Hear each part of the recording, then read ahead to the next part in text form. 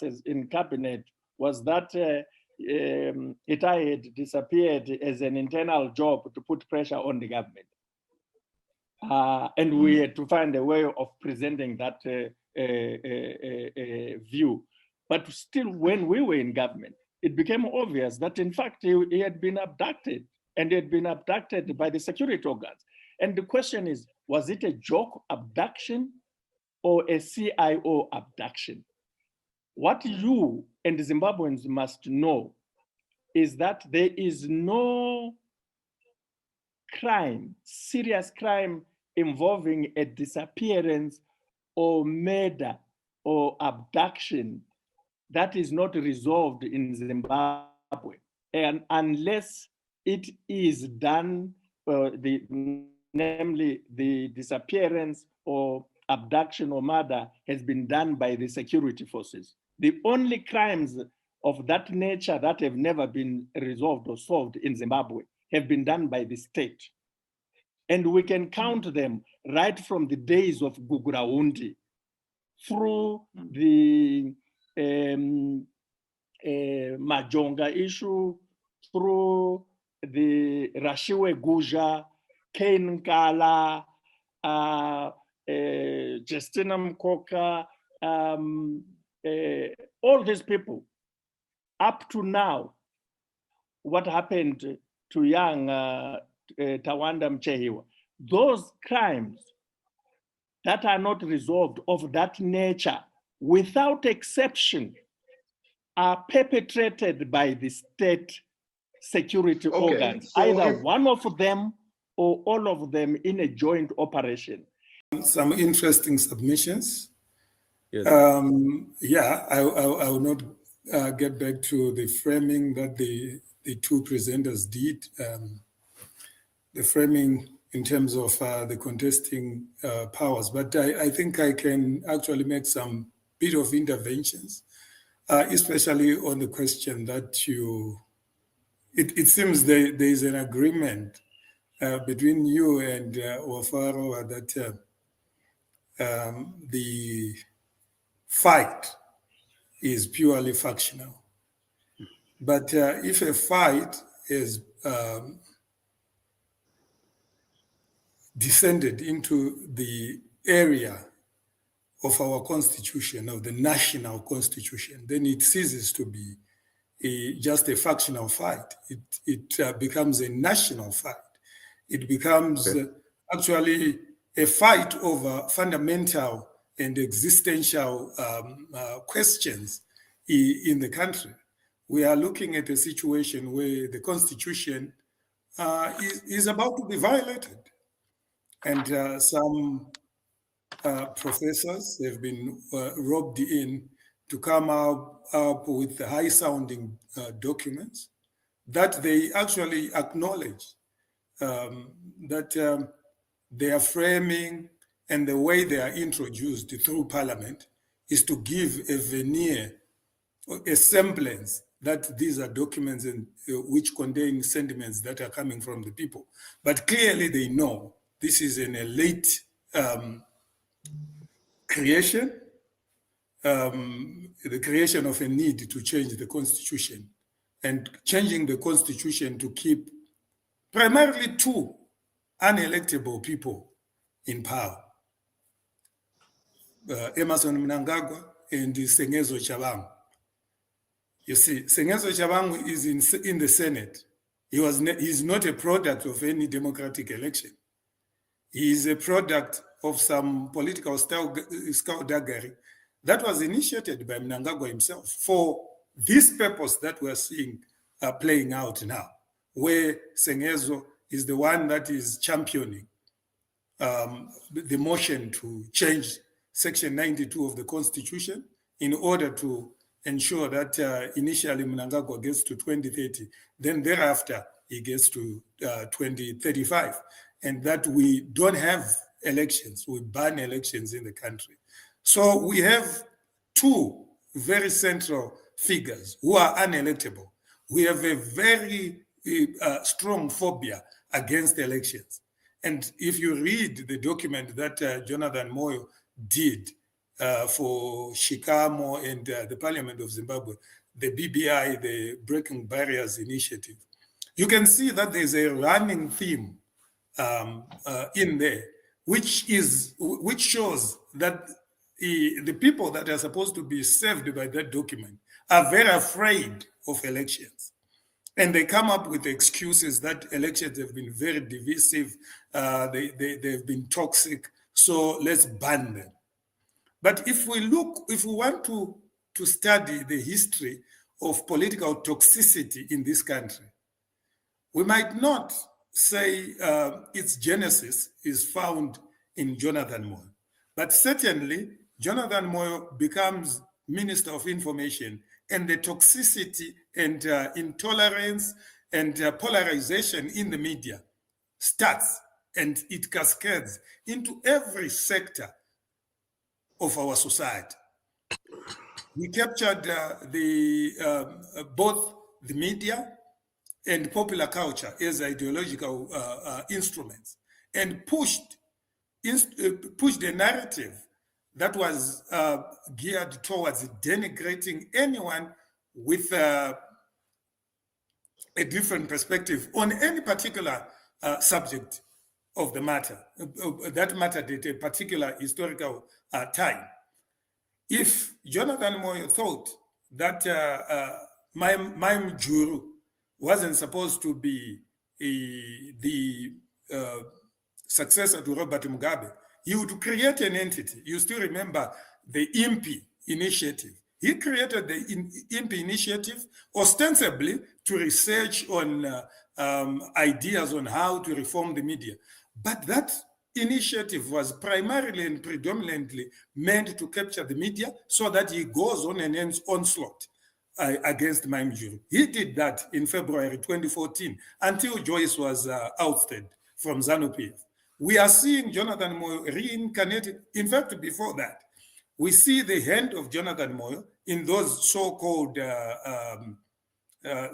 Meet the People rallies. Very acerbic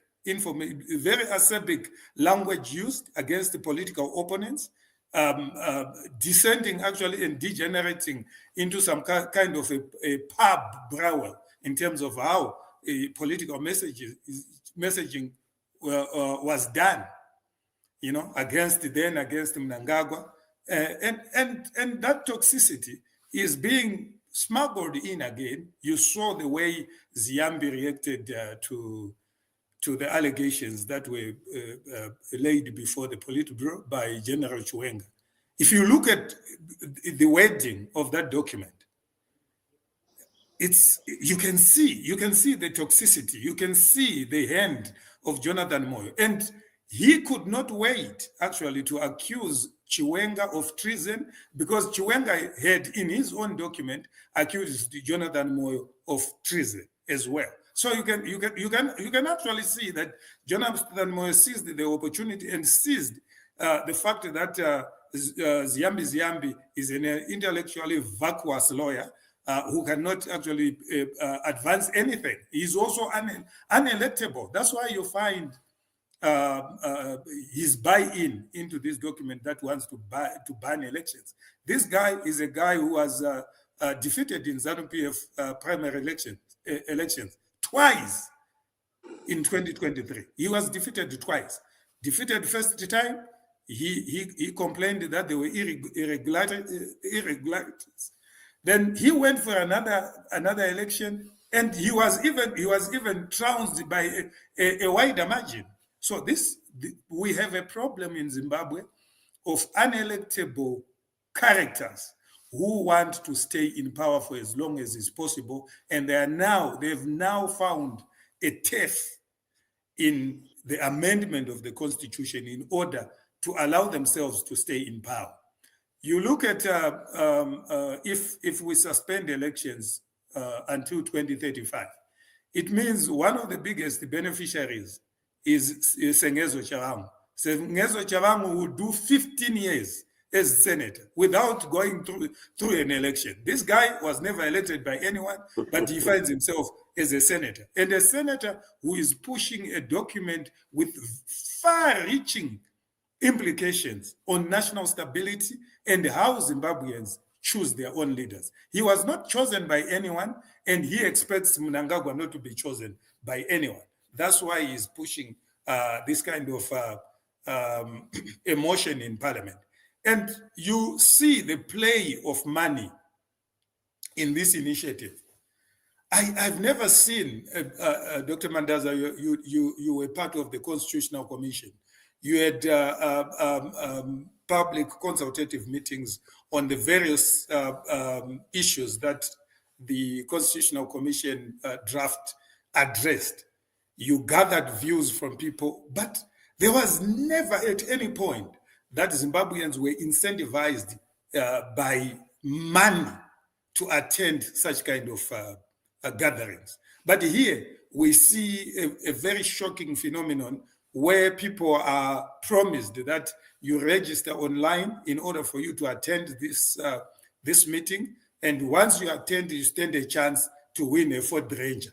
There are 11 cars that have been mobilized to reward. I don't know how it works, because people are supposed to be discussing, according to the same document, existential and foundational questions, national questions.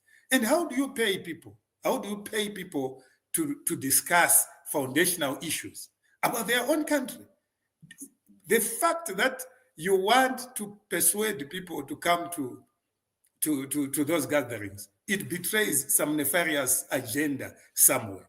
And I'm glad that even the document in itself, the BBI, it talks to the need to create some semblance of public participation. They say we are going to get to go for these public consultations so that it appears like the ideas contained therein are coming from the people. It's clearly, I can actually read a particular paragraph within that document which talks to that. And you can also actually look at even the language that is used against all the people that are opposed to the BBI initiative.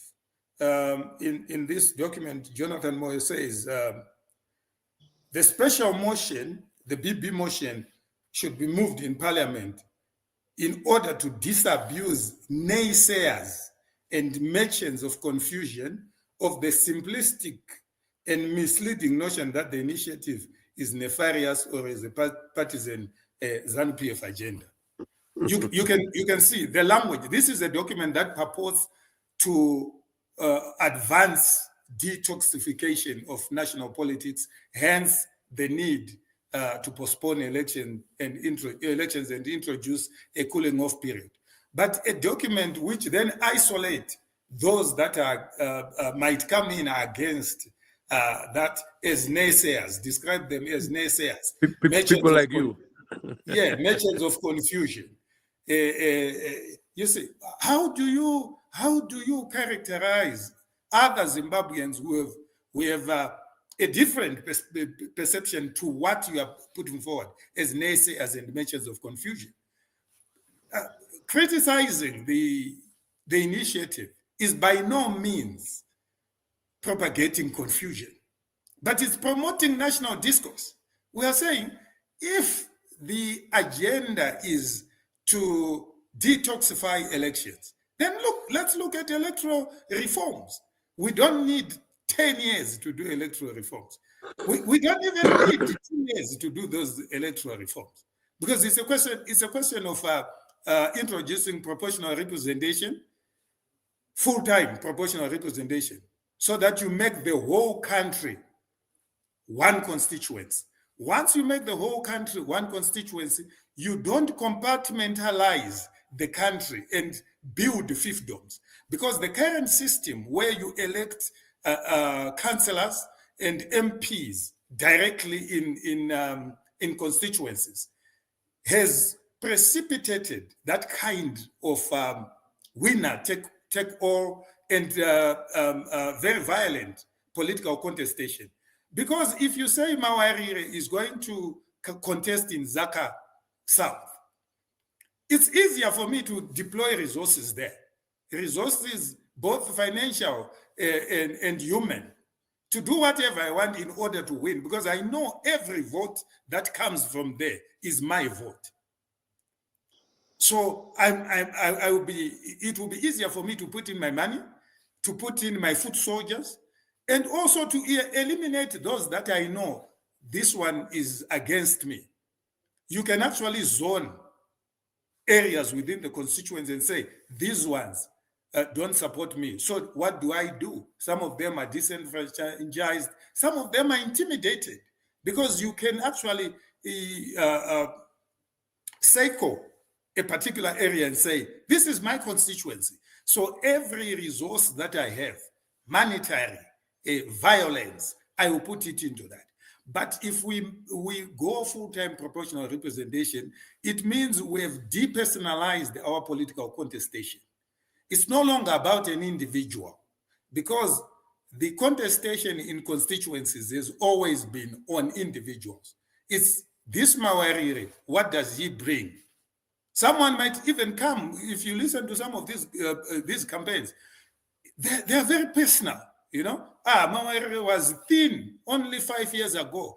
He's fat now because he has been eating your money. That's the kind of rhetoric that ends people votes in a first past the post electoral system. But if you make the whole country one constituency, it means what you elect is a party, and the party is not an individual. The party is an organization, it's an institution. So people want to vote for a political party with a constitution, a political party with a manifesto, a political party with party programs that they can see. But if you look at the kind of political campaigning that we've been doing under the first past the post electoral system, it's personal. That's why you get someone saying chamatama, someone saying gobbling. It's very personal. Even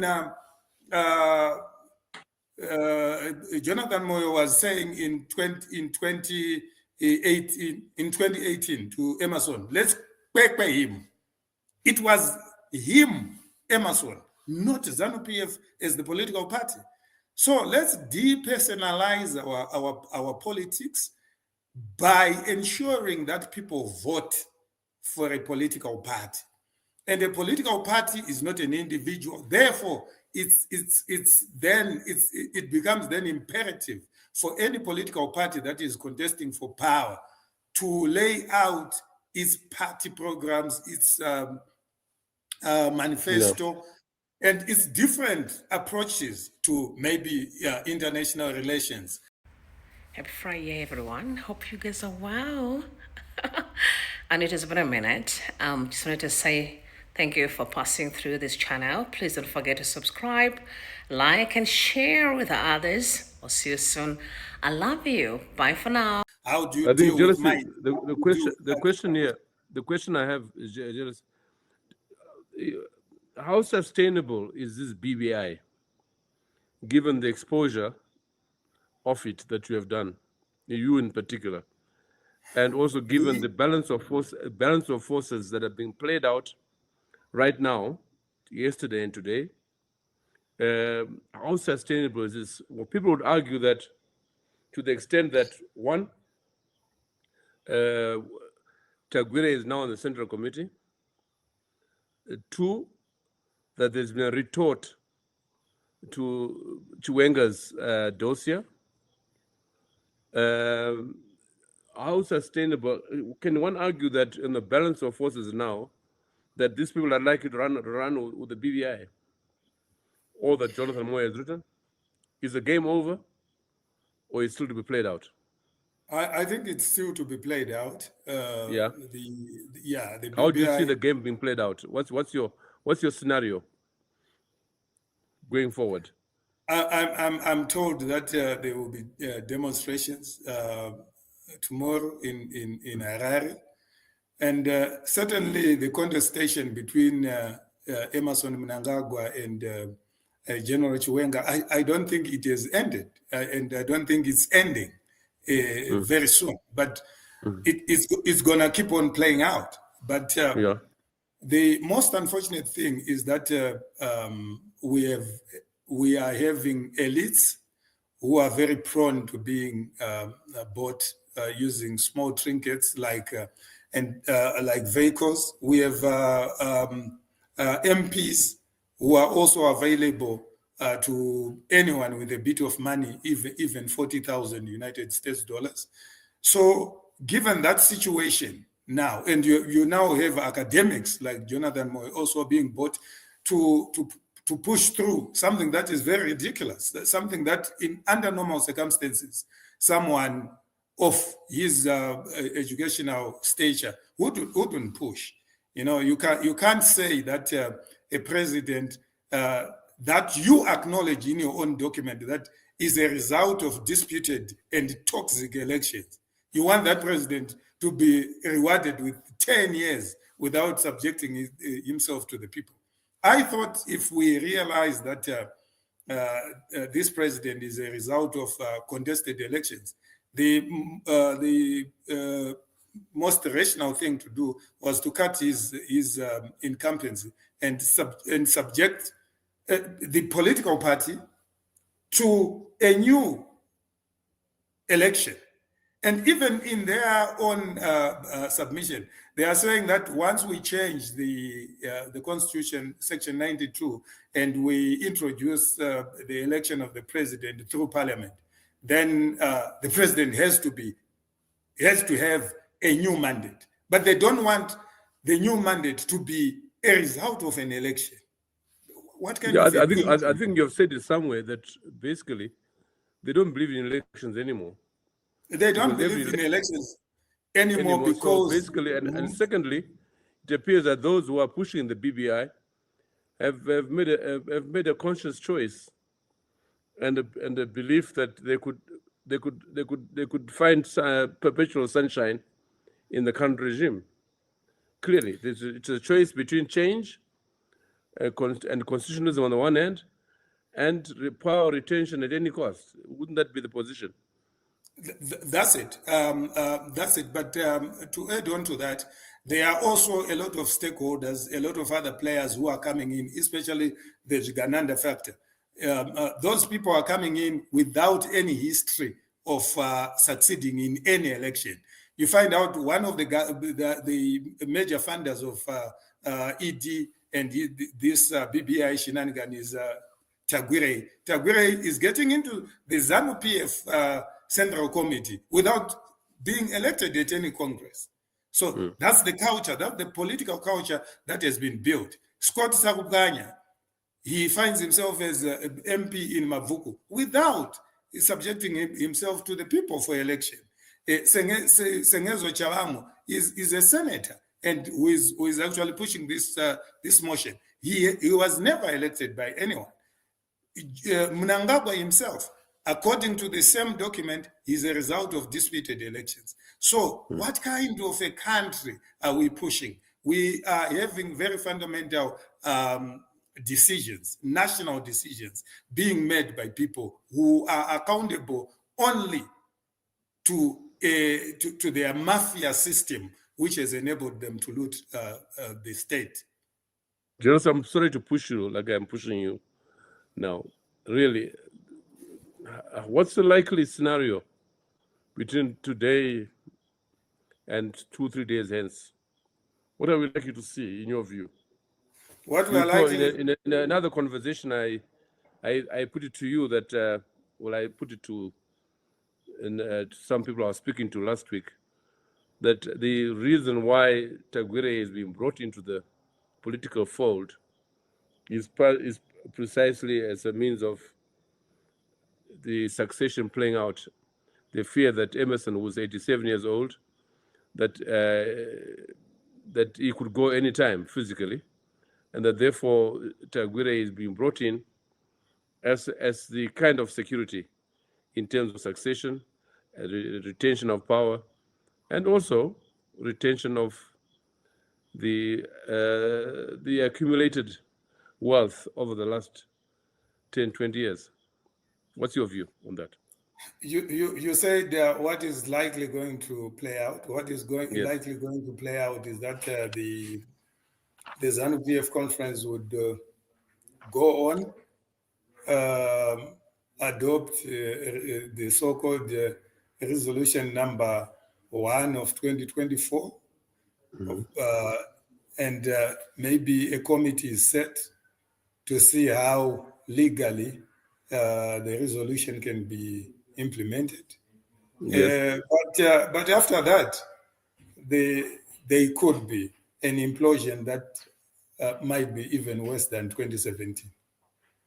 And then the outcome of that implosion, where would the chips fall, as the title of this discussion says?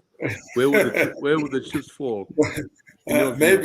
Maybe prophets would know that, but but definitely, if you look at the simmering, the fissures that are there, the situation is ripe for implosion, and that implosion is not a far-fetched possibility.